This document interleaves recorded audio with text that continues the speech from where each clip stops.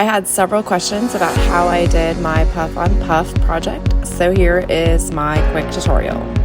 I started by bringing in my file and creating the offset in Design Space and making sure that it is mirrored on the mat, and I use the iron-on setting and I cut shiny side up with puff and make sure that it's mirrored.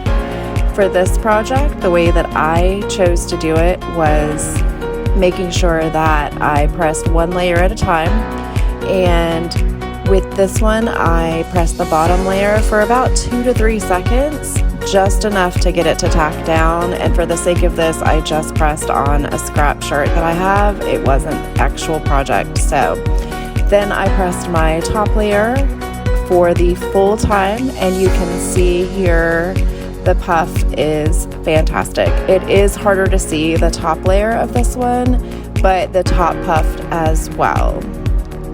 I pressed this at 275 degrees Fahrenheit for 10 seconds using firm pressure. Hope you enjoyed. Let me know what you think.